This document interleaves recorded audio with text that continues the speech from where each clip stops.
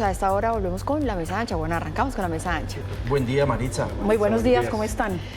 Bueno, hoy vamos a hablar nuevamente del tema de Chocó. Ya vamos en 39 víctimas y yo podría decir en un juego de palabras que es que no podemos enterar a estas víctimas tan fácilmente sin hablar y tratar de escudriñar qué es lo que está pasando detrás.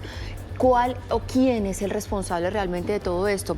Ayer aquí en Noticias RCN sacamos una advertencia que es clarísima del IDEAM, que es un instituto técnico sencillo, que es muy fácil de leer esos boletines en donde advierte hace 17 días un riesgo de deslizamiento en Carmen de Atrato. Y esto fue lo que pasó. 39 personas murieron por cuenta de eso. Una advertencia hace 6 meses de la Procuraduría diciendo, oiga, hay que ponerle el ojo a esa vía entre Chocó y Antioquia. Pero ¿qué pasa? No pasa absolutamente nada. O sea, esto entra por acá y sale por acá, no hay inversiones. Y lo que decía sobre todo la gobernadora, no hay un monitoreo, porque es que no se trata solamente de decir si aquí está la plata, construyan, sino, oigan, hagamos una auditoría, ¿qué están haciendo realmente? ¿Está funcionando? ¿No está funcionando? ¿Qué está pasando en Chocó? Maritza, dentro del llamado ciclo de gestión del riesgo hay como distintas fases. Una fase es la de la prevención y en eso creo que el Estado colombiano tiene una falla estructural y sistémica, ¿sí? Atendiendo los desastres somos relativamente exitosos. Se activa la solidaridad, se asignan los recursos, se declaran las emergencias, pero cuando pasa el dolor de la tragedia no se vuelve a trabajar el tema de la prevención. Entonces, por ejemplo, en el 2017 recuerdan ustedes que hubo la tragedia de la avalancha de 330 muertos en Mocoa. Pues bueno, el Tribunal Administrativo de Cundinamarca en su momento sí condenó a la Nación y dijo, la Nación, la Unidad Nacional para la Gestión del Riesgo, fueron incapaces de prevenir una avalancha que se veía. Entonces, es una cosa que es estructural del Estado colombiano. La prevención del riesgo es una asignatura pendiente dentro de las políticas colombianas. Yo no estoy de todo de acuerdo con usted cuando dice que estamos preparados o que sabemos atender este tipo de tragedias. Por ejemplo, bueno, también acá hay un punto por el que quiero empezar. Esta vía es una vía fundamental para comunicar 2 departamentos, entonces está la alerta, cierren la vía, pero la otra vía también es una vía peligrosísima que está cerrada. Entonces muchas veces las gobernaciones prefieren no cerrar ninguna de las vías porque no tenemos otra forma de movernos, no tenemos un sistema intermodal, no hay una red ferroviaria, no hay una red intermodal de transporte. Después pasa la tragedia, pero tampoco sabemos atenderla. Esta tragedia, si tuviéramos la capacidad de, por ejemplo, hacer trabajo de poder buscar a víctimas durante las noches, cosas que no se hizo. La búsqueda la primera noche se paralizó simplemente porque no había suficientes personas que pudieran trabajar en la búsqueda de los cuerpos, unidades de rescate, para empezar que tuvieran las luces mínimas para hacerlo. Entonces, pero también había nuevos riesgos de deslizamiento porque seguía lloviendo en el área. Entonces tampoco es tan fácil, digamos, arriesgar la vida de los socorristas.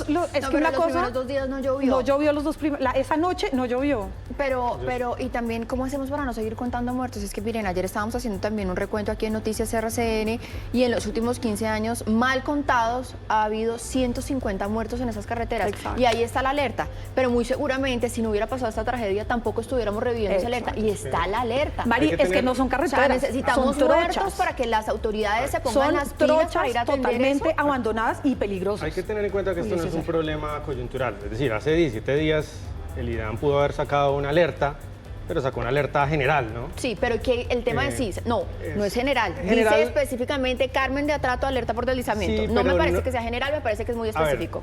Me refiero general a que el IDEAM no puede saber en este tramo de la carretera de Carmen de Atrato, aquí va a ocurrir un derrumbe, por lo cual la única decisión posible, digamos, si uno quisiera... Seguramente no, pero Julio César, si alguien de la unidad de gestión del riesgo se vaya y dice efectivamente, aquí está, no sé, hay un riesgo de deslizamiento, si hay una pendiente de tanto, si caen tantos centímetros cúbicos de lluvia como caen en Chocó, puede haber deslizamiento. O sea, ¿qué hacen con esas alertas por inocuas que parezcan? ¿Qué hacen las autoridades? Yo no quiero ser abogado del diablo, ni mucho menos.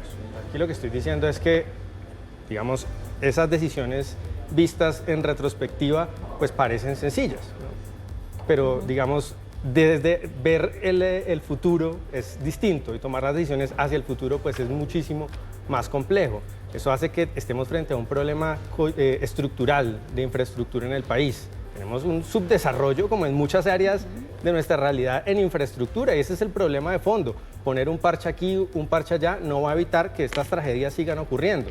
Tenemos un problema, como decía Juana, que va más allá digamos, de esta tragedia lamentable en el Chocó, y es que la infraestructura del país pues está atrasada. Y entonces lo que tenemos que ver, más allá de cómo atendimos esto, si lo atendimos bien, si lo atendimos mal, que por supuesto habrá muchas cosas que corregir, es cómo logramos que la infraestructura de Colombia deje de estar subdesarrollada, y ahí pues hay distintas visiones. Pues Sí. yo creo que tiene que haber una cooperación entre el Estado y el sector privado. La inversión privada tiene que fluir para financiar la infraestructura del país, y tiene que Por haber las supuesto que condiciones para que ese problema estructural se resuelva. Bueno, me queda solo un minuto para el siguiente tema, pero solo para cerrar, miren, es que este es un tema en 1998, exactamente en esa misma vía. 41 muertos en esa vía. es Pasemos al estructural, siguiente ya lo hemos tema, dicho. que es Davos, la participación de Colombia en Davos. Finalmente el presidente Gustavo Petro sí viajó. Muchas personas, incluso yo alcancé a pensar que él había cancelado su viaje porque iba a atender esta tragedia en Chocó. Finalmente viajó, y todo esto además en medio de una gran polémica que hay por la Casa Colombia, que no es la casa donde va a estar el presidente de la República ni donde se va a quedar, sino que en realidad es un stand para promocionar turísticamente nuestro país. ¿Cómo evaluamos esta participación del presidente Gustavo Petro allí en Davos? Julio César, quiero arrancar por usted. Bueno, es una discusión sobre si este es el mejor uso de los recursos públicos. Yo creo que eso es bastante discutible, ¿no? Hay que ver si una empresa privada invertiría $1 millón, digamos, a la bulla de los cocos de esta manera. No parece muy claro. Yo creo que para el gobierno de Petro es una prioridad la propaganda. Eso lo hemos visto claramente, pero más allá de eso, a mí me gustaría resaltar que estamos por ver seguramente un enfrentamiento ideológico muy interesante en Davos. Dos visiones que vienen desde América Latina, pero que pueden tener impacto, digamos, más allá de América Latina, que es, digamos, la visión, diría yo, continuista, que es la de Petro, la de expandir el gasto público, más regulaciones, más impuestos, y llega ahora Javier Milei, recién electo presidente de Argentina, a Sí. proponer una visión ideológica sobre cómo debe ser la economía de América Latina, totalmente distinta. Esa confrontación ideológica me parece me quedan interesante. 30 segundos. Davos realmente no es el espacio para eso, ¿no? En Davos no hay grandes confrontaciones ideológicas, porque en Davos se va empresas, académicos, presidentes a hacer intercambios y a ver qué negocian, a ver qué hay por hacer. Por eso el famoso stand y la Casa Colombia, ¿no? A escuchar conferencias, se entregan premios, hay conciertos, es un lugar de encuentro entre todos estos sectores en los que realmente van a ver qué pueden comprar, qué pueden hacer, qué negocios se pueden hacer, hablando de Pero yo sí de creo que otros van a hablar temas. de Mire sus que yo temas estoy de fondo. acuerdo, estoy de acuerdo con Julio. Yo creo que es un buen espacio para que se conozcan esas dos visiones que hoy se tiene sobre el desarrollo en América Latina. La que podríamos denominar la visión, no sé, estatista, y la visión, no sé, libertaria. Y yo creo que es porque incluso Milei lo dijo, voy a ir a presentar mi plan de desestatización, Sí. como logrando el aval de los grupos La cosa es que el económicos. resto...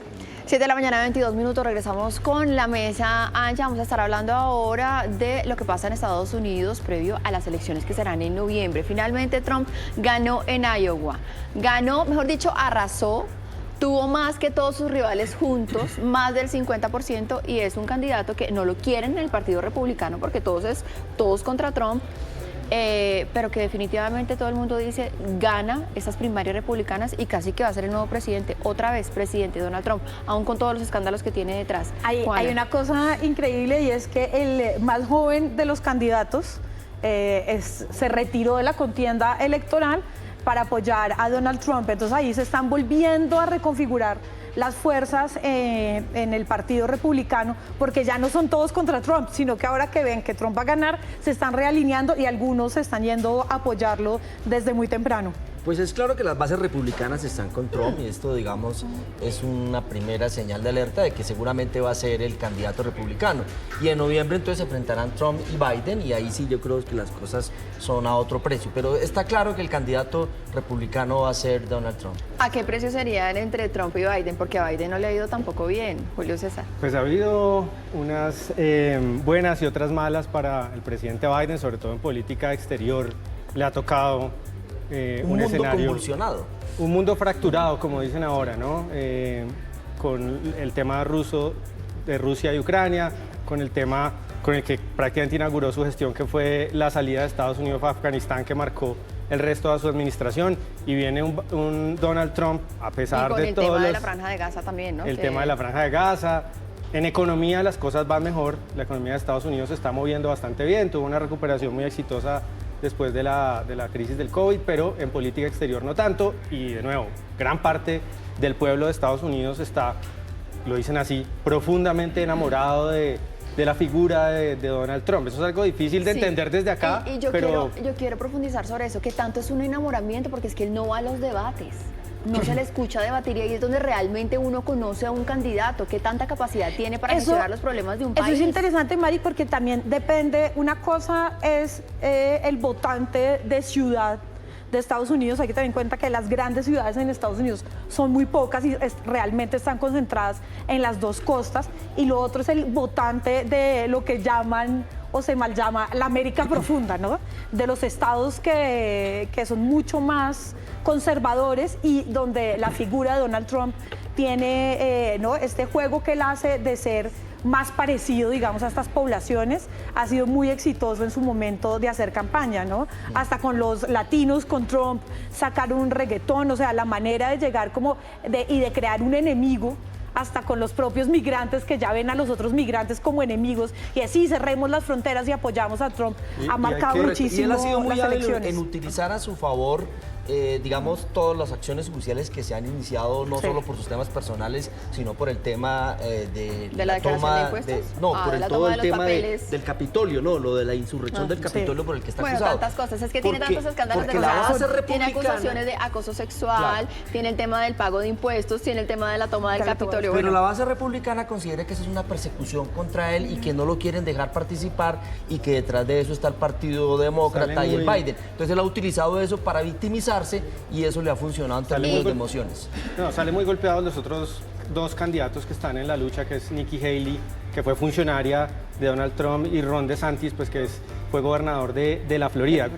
Salen golpeados, pero todavía tiene juego, sobre todo Nikki Haley, que es, digamos, una alternativa. y no está tan lejos, ¿no? Quedó como a menos del 2% de Ron DeSantis. Quedaron muy similares. Sí, eso sí, Nikki eso. Haley es una candidata, si se quiere, Moderada. más moderada que Donald Trump y que Ron DeSantis. Ahora, de cara a las presidenciales, a la ronda final, pues va a haber un elemento en juego clave, y es, digamos, la capacidad de Joe Biden, que se le ha visto Sí. muy deteriorado cognitivamente en muchos escenarios, de competir con un Donald Trump que, a pesar de su edad, parece Sí. sigue Pues muy es que lúcido. Esa estamos también con, es una dos, variable para tener estamos en con dos cuenta, claro. candidatos de 80 años que van a ser Exacto, presidente. ahí Imagínense está. eso. Nos volveremos a ver, o volveremos a ver estas elecciones de Estados Unidos. Joe Biden, Donald Trump.